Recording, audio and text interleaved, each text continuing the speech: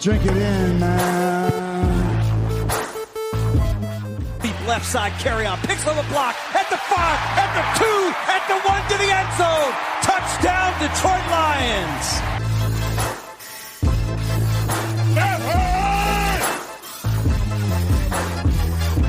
Drink it in, man. Get up, Stafford throws. It is end zone. Caught! Oh, baby, what a catch! Kenny Galladay, you're a freak! What a catch! Touchdown, Detroit Lions!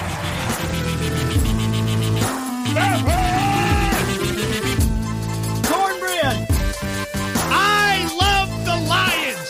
Say it with me! I love the Lions! Drink it in, man.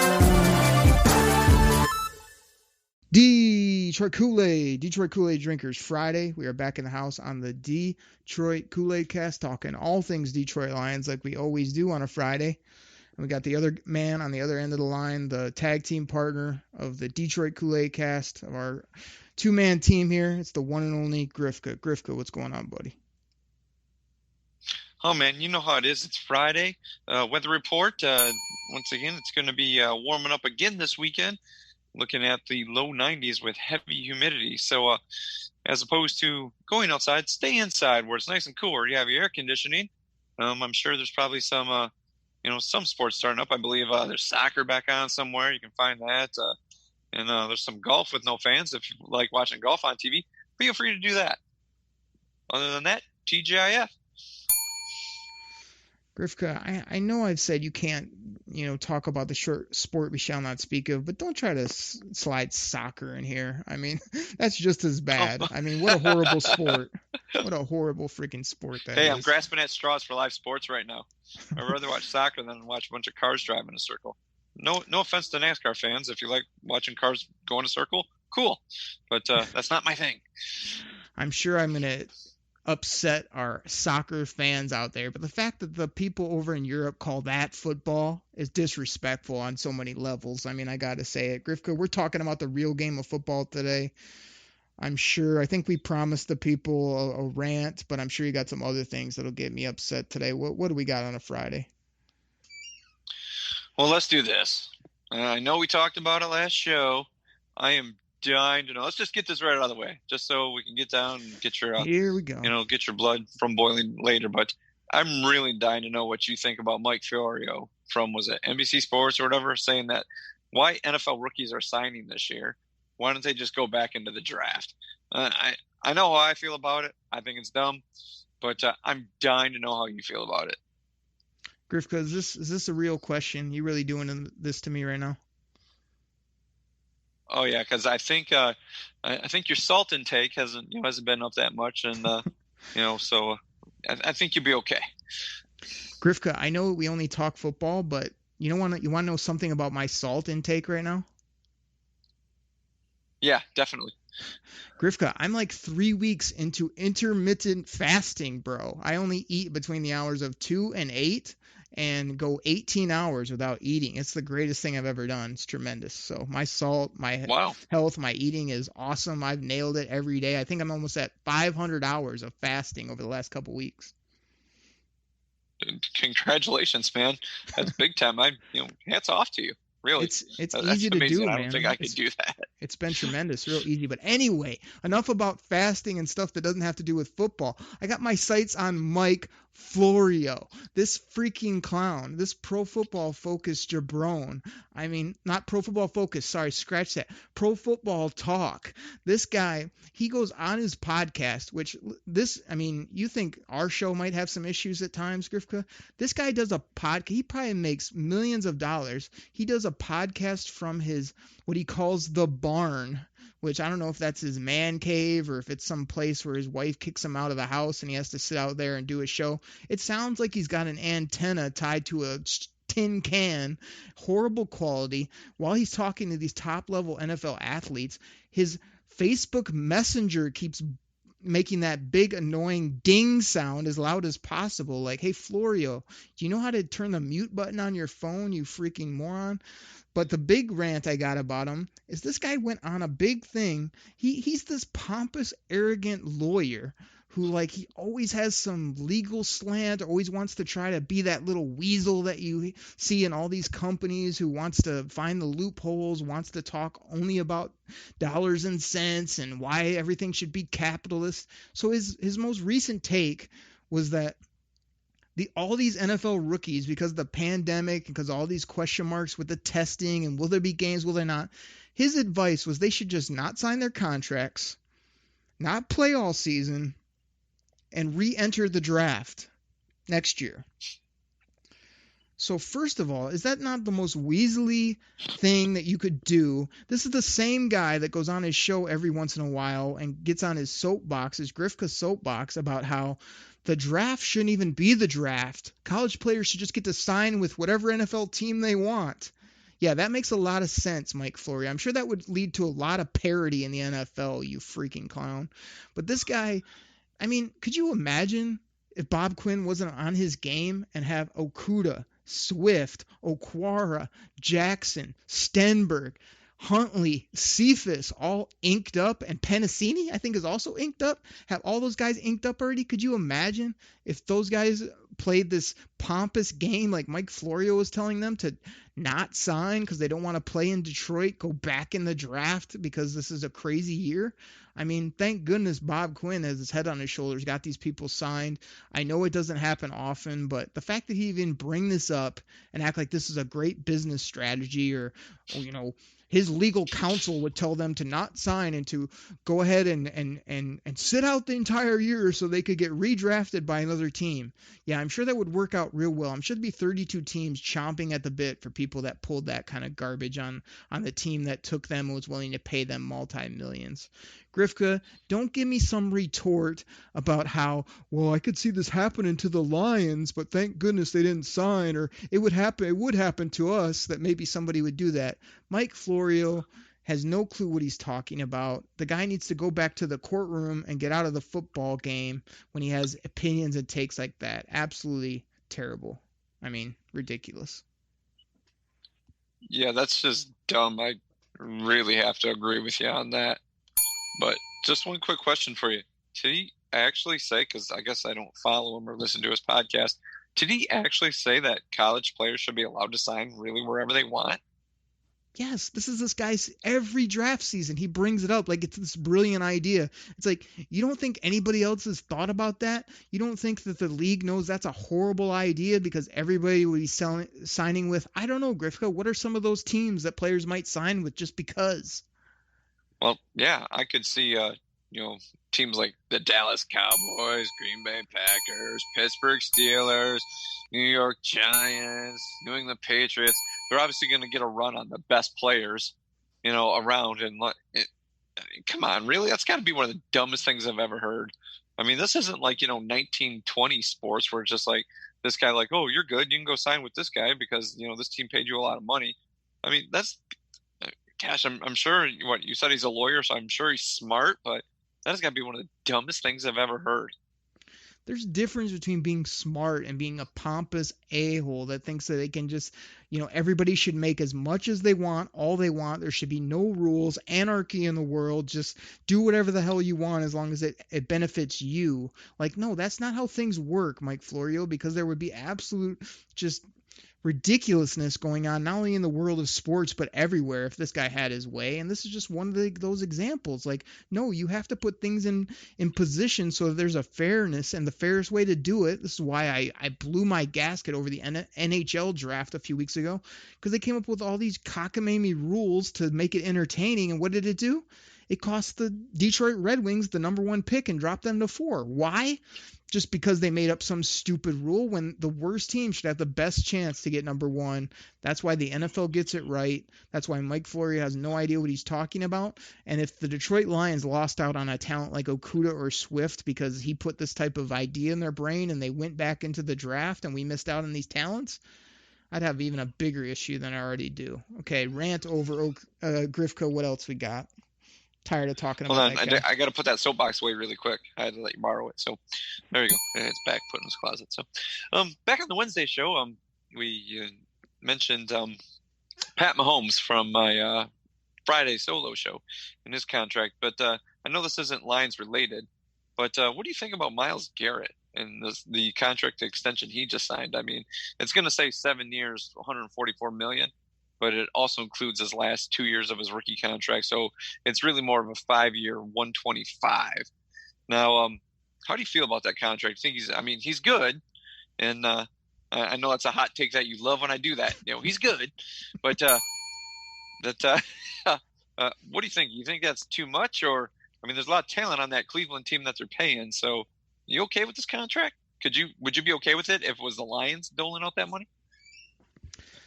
Oh, Griffin, I'm still trying to recover from Wednesday where you got on some big tangents. I was just trying to have a little fun with you about your solo show, and you got all uptight on me, and then you actually ended the segment by saying you were surprised that I was supportive and that I had I don't know if it was a positive thought or was supportive of what Pat Mahomes got, and now you want me to evaluate this contract? Like, I don't know where you think I am when it comes to contracts and players, but obviously you've got it a little confused. I think you're not quite for sure. But yeah, Myles Garrett's another guy that, other than the crazy swinging of the helmet and a few of the off the field type deals that he's had, he's a superior athlete. He's a physical specimen. He plays defensive end. He gets 15 plus sacks basically a year now on average, it seems like. He's unblockable. I got no issues. I haven't broken this one down to a T. I'm still a little hesitant to be paying defensive players like, non-quarterbacks 20, 25 million, whatever it may be. But this is another guy. He fits all my parameters. Prime of his career, physical freak, position of need, premier position, attacks the quarterback. You either have to play quarterback or attack the quarterback to get the premier money. No problem. It surprised me that they went out that big for a guy that was still working his way through some issues. And he's super intelligent off the field. Does he love football? Is he a dog, Rivka? I don't know, but I think he's got enough dog tendencies for me to break out the checkbook. Yeah, I got no problems with this. So you'd be okay with it if it was like a Lions contract and they did that for Myles Garrett? I'm not just saying for any old defensive end, but you'd be okay if the Lions took this contract on, or if they signed this one? Now, what's the yearly workout to be? Do you know? Well, it's like I said, it takes his last 2, but it's like 125. But I haven't seen like the breakdown if it's like prorate, really backloaded, something like that. So 5-year 125 is more the extension. Yeah. Yeah, again, guarantees play into it a little bit. Is it half guaranteed? Is it, almost fully guaranteed? That would play a little bit. But yeah, Myles Garrett is on the Detroit Lions killing quarterbacks like Myles Garrett is, and has this type of physical profile and age and production. Yeah, I'm fine with paying him that because, again, as you said, my stroke of brilliance was when I told you the Matt Stafford deal.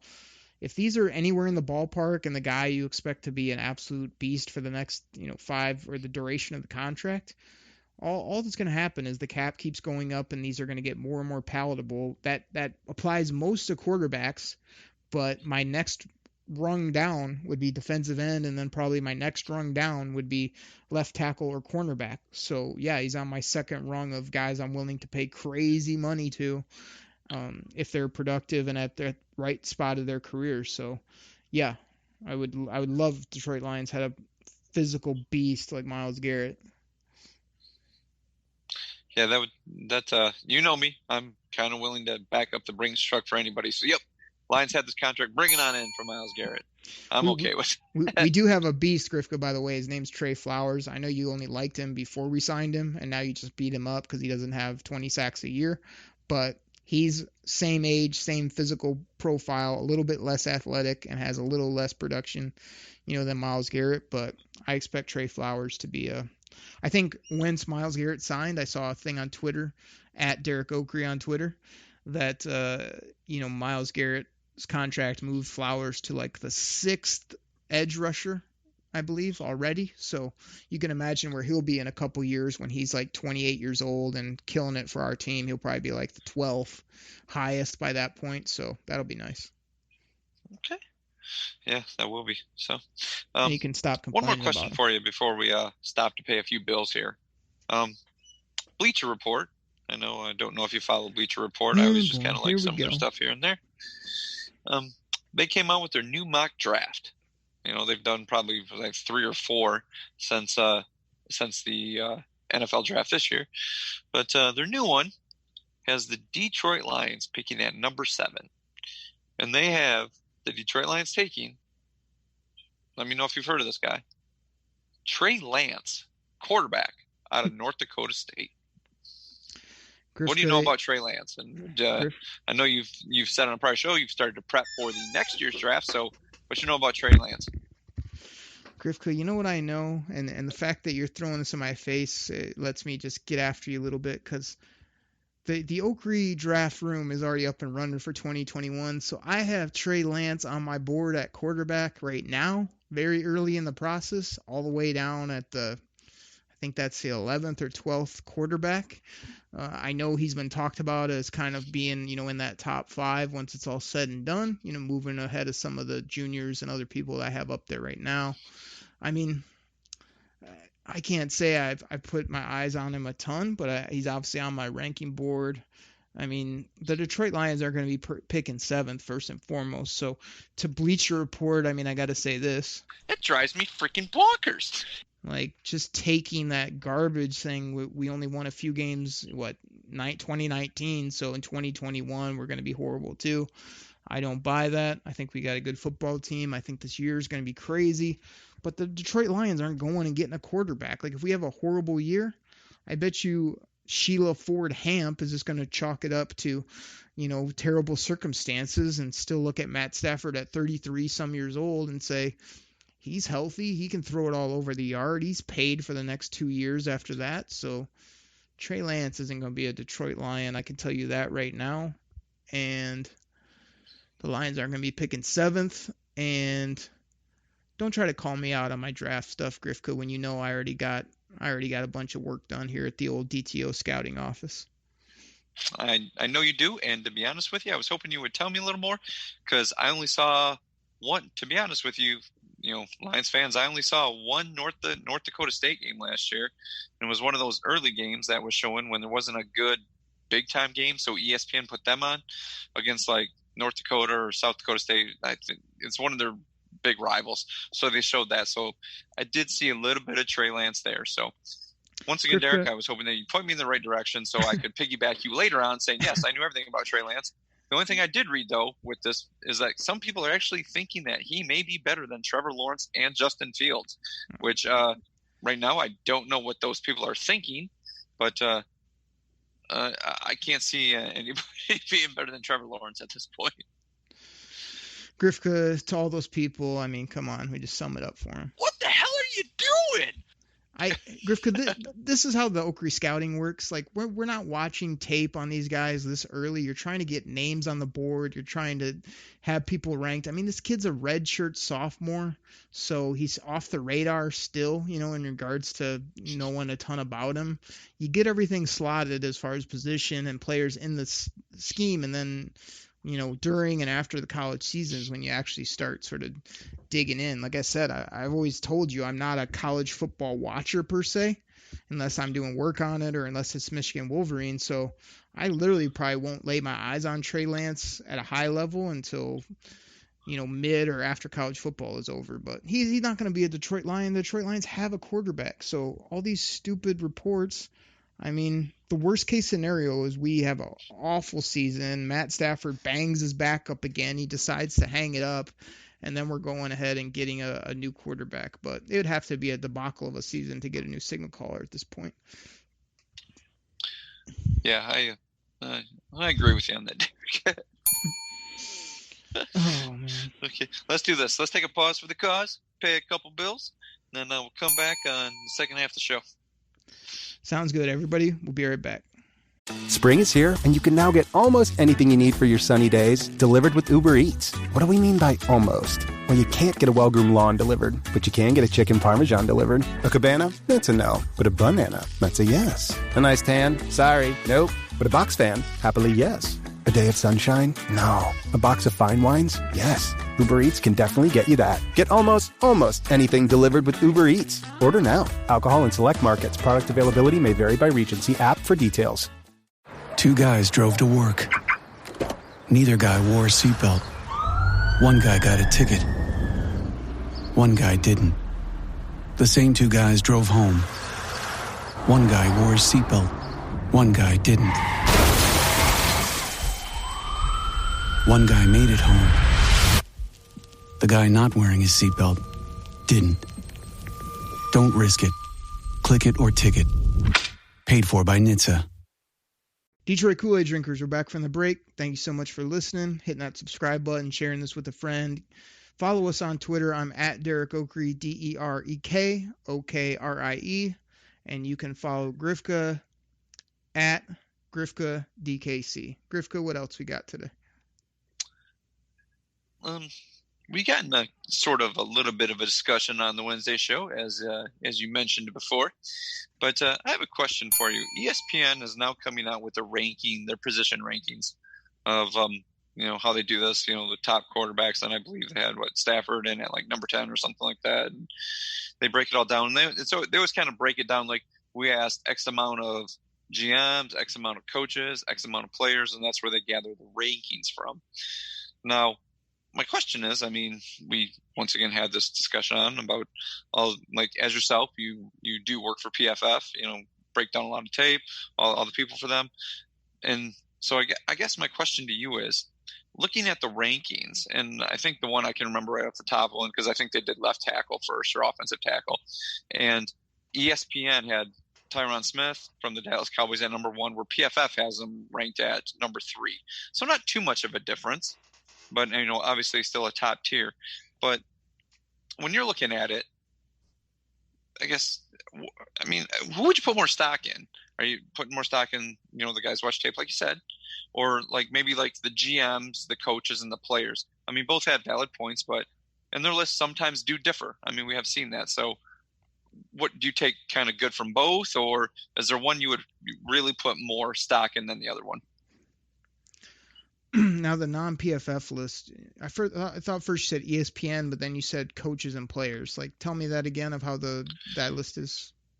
Yeah, ESPN, how they do that, and it's always one of those things when they put the articles out, ranking them. They always ask a certain amount of GMs, a certain amount of players, and a certain amount of coaches, and they kind of vote on who they feel, and then they comprise the numbers that way to get their rankings, as opposed to somebody sitting at ESPN, whoever it may be, Fielding Yates or whatever, putting out his top 10.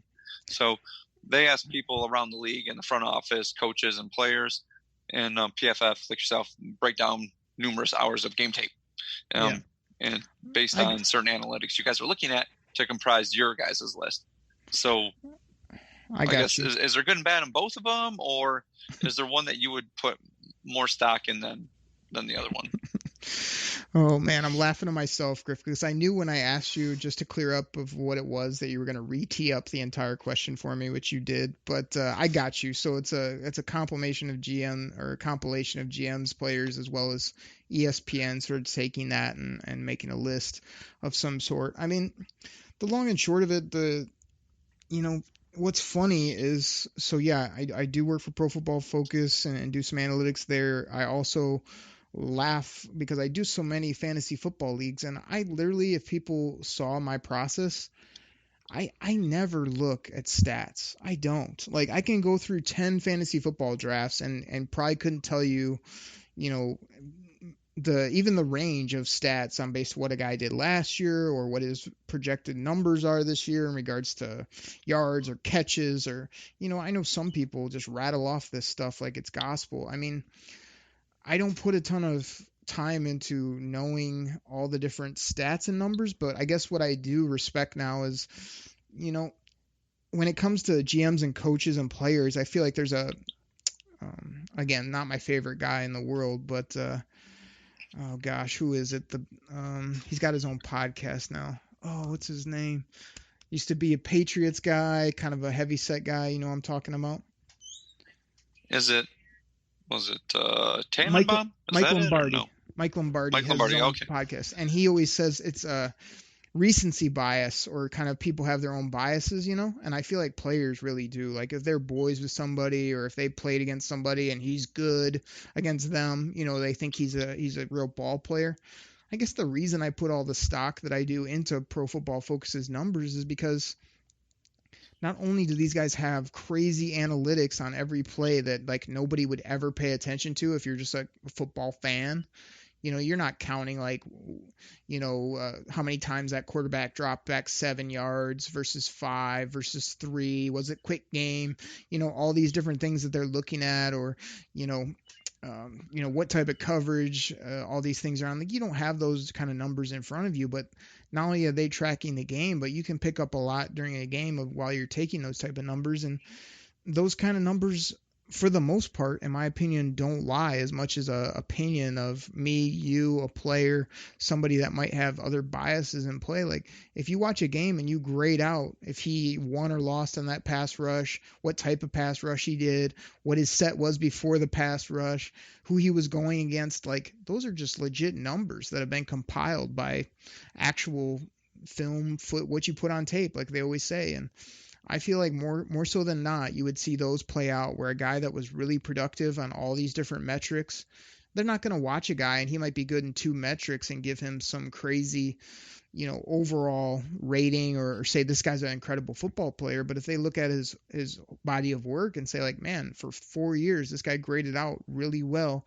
in all the things that are important for a wide receiver, defensive end, like, I feel like that is something to hang your hat on of that's probably going to translate to the next level. And much more so than maybe height, weight, speed, or some of the other things that we get latched onto. So long and short, I mean, I guess I would put more stock into the actual, not only numbers, but the tracking, the actually taking note of all these little nuances in the game, more so than a general opinion. But like I said, with me, fantasy football, and even in general, like, I'm much more where I kind of have a feel for a player, but also if I can have that feel for, hey, I really like the way this guy plays, I think he's going to blow up or have a really good season. I mean, it'd be ideal too if that's backed up by other experts that think that, or guys that have put in those time and effort to sort of support that as well. So I started to lean more that way, but when it comes to my fantasy football, or sometimes my opinions, they are much more based on like, I feel like this guy's good, or I feel like he has upside, or is going to have a big season, more so than I can prove it to you 100%, based on X, Y, and Z. But X, Y, and Z is getting more and more important to me the more that I learn about it. Okay. I actually have a couple follow-up questions for you on this. Say, when you break down tape, if you were to ask, you said, was it the term that Lombardi used, the bias? Say you're asked to watch a guy that and it's kind of in your mindset, Derek, we want you to watch Matt Stafford, and you like Matt Stafford or Kenny Golladay, and you like what he's doing. In your mind, are you looking at him with him at a different eye, maybe, when you go and grade out what he's doing? Or you might think he's like doing a little better, or if you don't like a guy as much, you might think he's doing a little worse than what he might actually be doing. Would the same be said for what you do?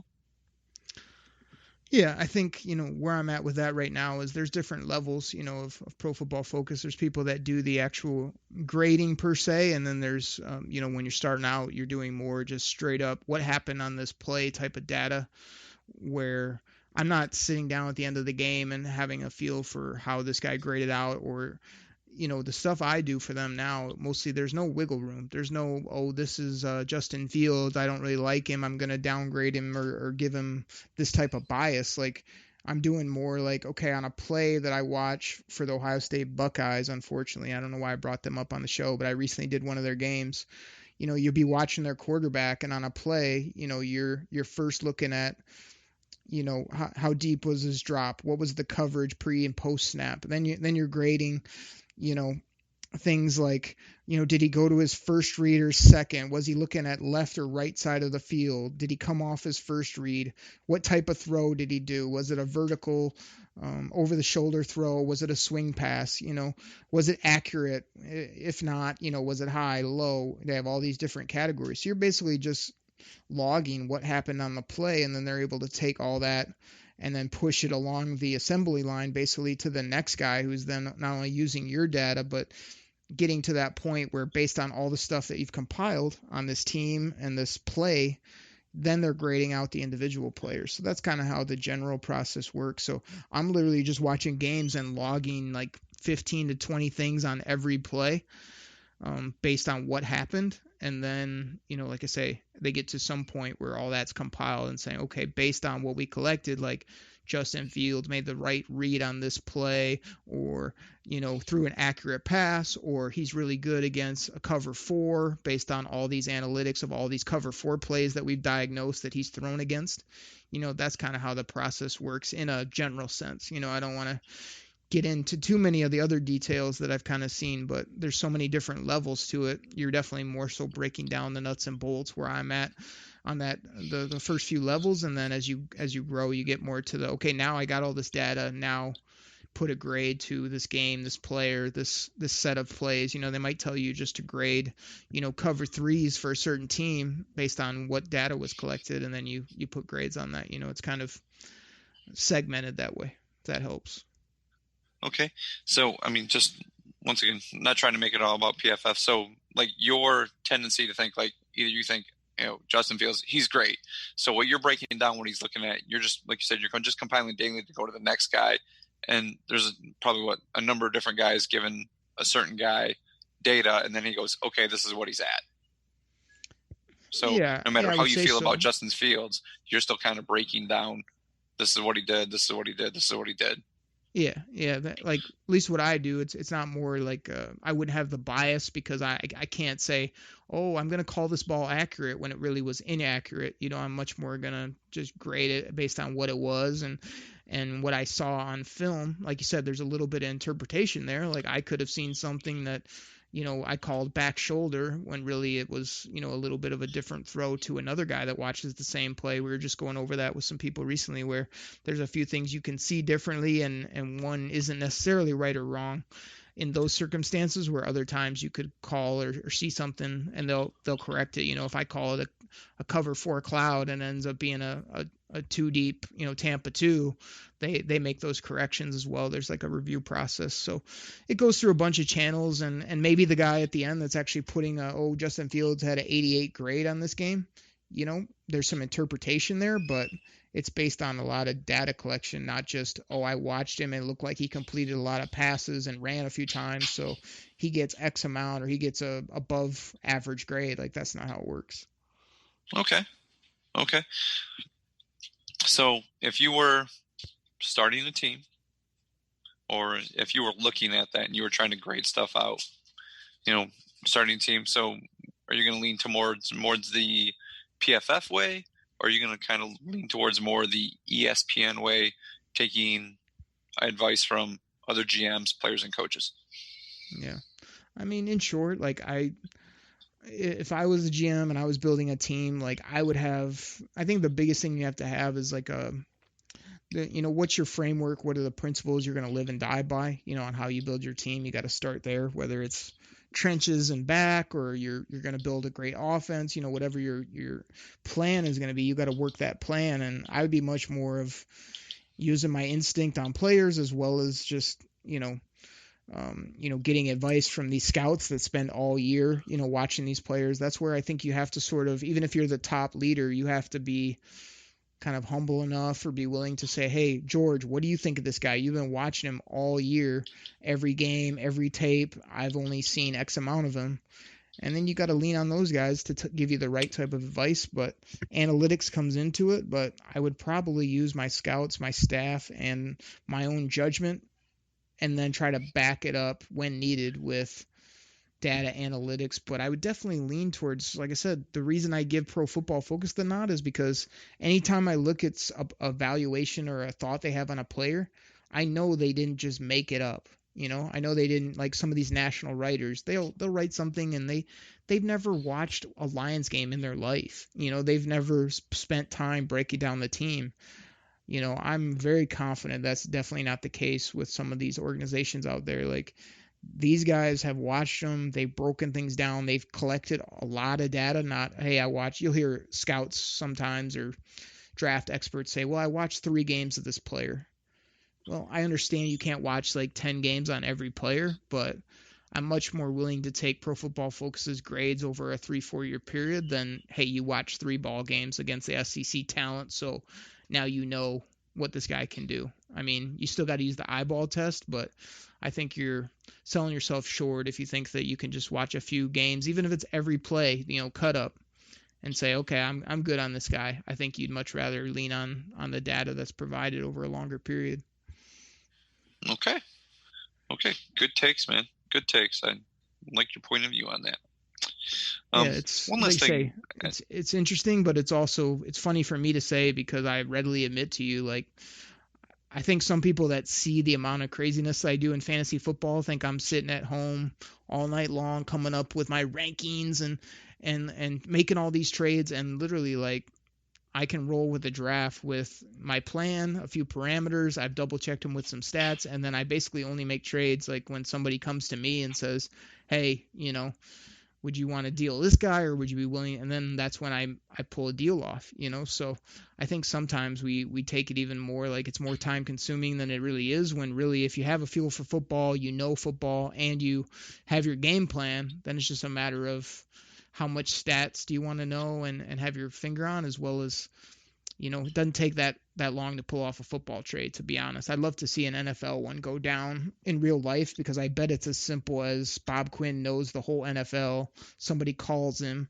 He either loves the player or he doesn't, and, is willing to deal or not. I don't think it's much harder than that sometimes. Like, yeah, there's money involved, but some of this stuff, not only is it a feel, but it's not a time issue, is what I'm trying to say. It's just sort of, rolling with the punches and doing what you think, and then backing it up with certain things that are important to you. So I think that's the fun part, is people saw me, they'd be like, man, you spend no time on like data per se, but like I still have a good feel for how I want to build my squads or who I want to trade with and what I'll give up for certain players. I have a feel for that, even though I don't break it down to the decimal point.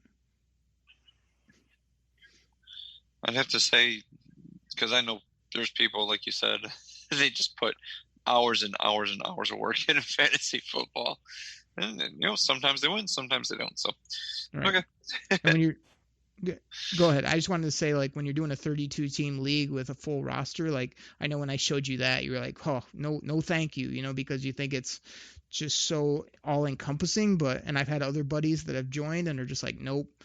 But the more I do it, the more it does feel like a GM. Like, Bob Quinn's not sitting in the office 24/7 mulling over all these players. Like, he's sticking to his plan, as well as if somebody calls him up and wants to offer him, Alshon Jeffrey, he just hangs up the phone on them, like, it's simple as that. Like, it's not, well, let me go look at the stats. It's just like, no, he's old and we don't want him, and it's that simple. And the same for other evaluations we do, where there's some guys, hey, let me go pull out his 4-year PFF and take a look, so it just depends. But like I say, don't overthink that it's brain surgery, but also we can't take some of these opinions as gospel when they haven't spent the time or don't have the backup, because you know how that goes with work. Sometimes people want to see the backup or want to see, well, why do you think that way?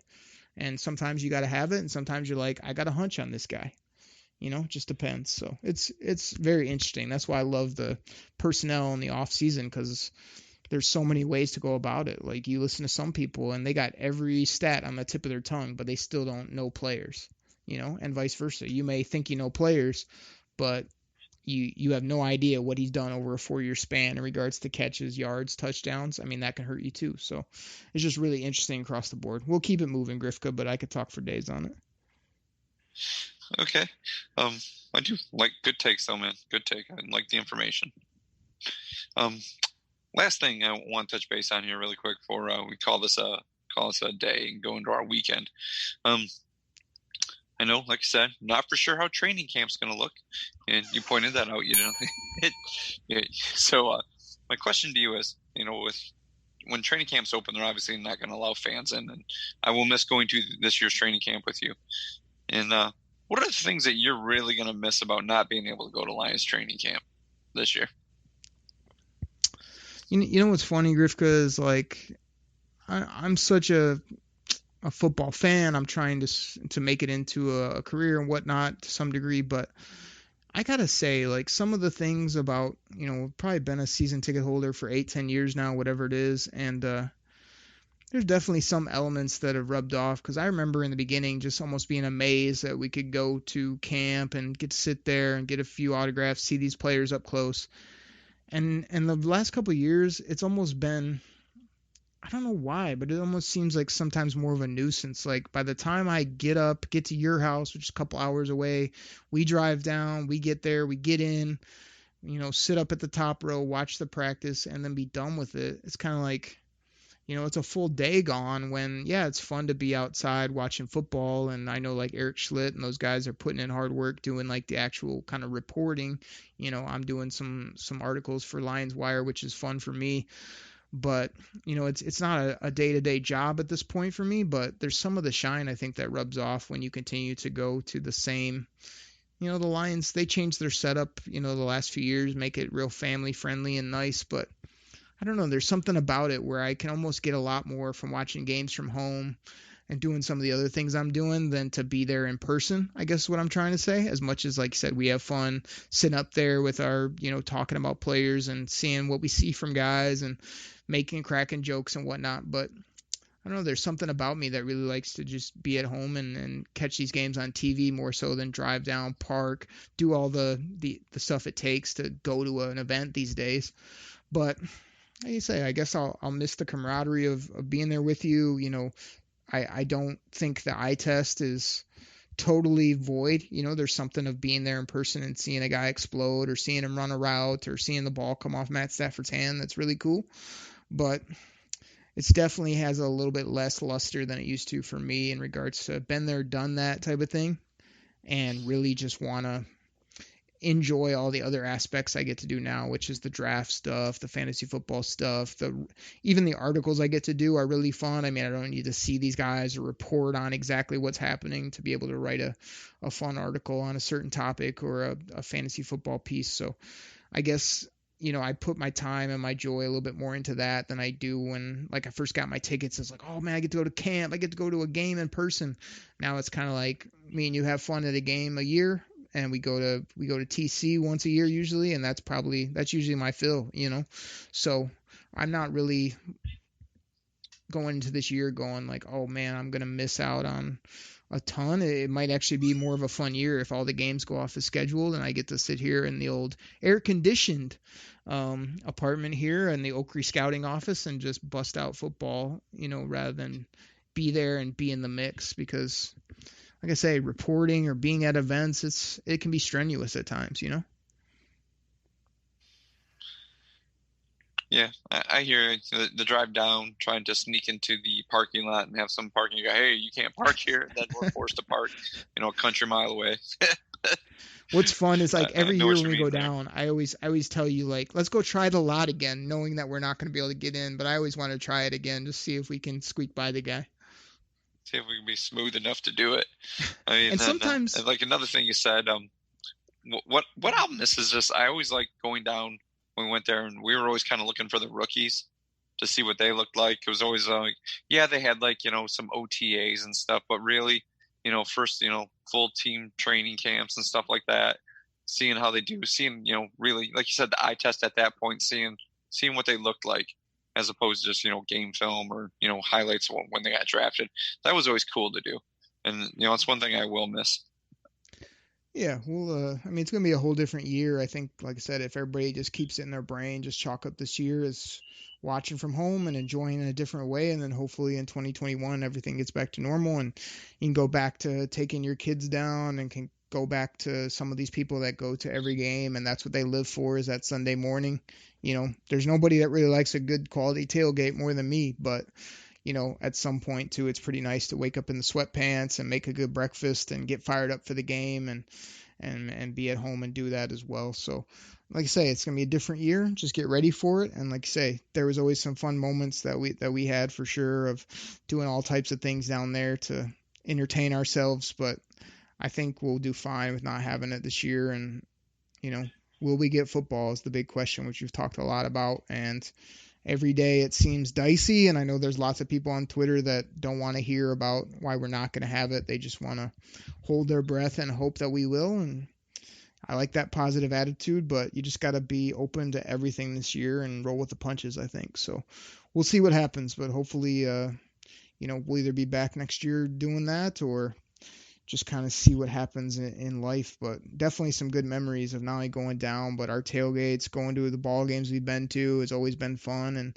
like you say, in the small doses too. I guarantee I couldn't take 8 home games and 2 preseason games with you, but 1 game a year with you, and then maybe my buddy Chops or some other friends that might be in town going to 1 or 2 games a year has really been fun for me the past, probably 6-7 years now. We've probably done that really consistently, so that's been tremendous. Yep, like you said, just hopefully, once again, everybody stay safe. We have some sort of football, even if there's no fans in the stands, and like you said, see where life takes us and go from there. No doubt, man. We'll see what happens. But yeah, good stuff today. We got into some of the little details about behind the scenes football, as well as some of the team building strategies I have. We'll see what happens. You got me all fired up on Mike Florio. I mean, don't bring his name up again. I might have to go on another rant. But I think the people want to know, Grifka, do you have anything else that's, I don't know, stupendous, tremendous, absolutely astounding, like earth-shattering, maybe something that would just shock the world here at the end of the show for the people? Nope. I had a feeling you might say that, but thank you guys so much for listening. It's been a tremendous show. We got fired up and had some fun on Wednesday, beat Grifka up a little bit, which is always a good time. He came back at me, got me fired up on a Friday by mentioning these ridiculous articles that he reads and these personalities and people that have no clue about the Detroit Lions or anything else with football for that matter. He even slipped in a soccer reference. Everybody will be back next week talking all things Detroit Lions right here on the Detroit Koolaid Cast. Take care, everybody. We're out. Pack the bag, start the plane. This game is over. It is over. What a comeback by the Lions. Drink it in, man.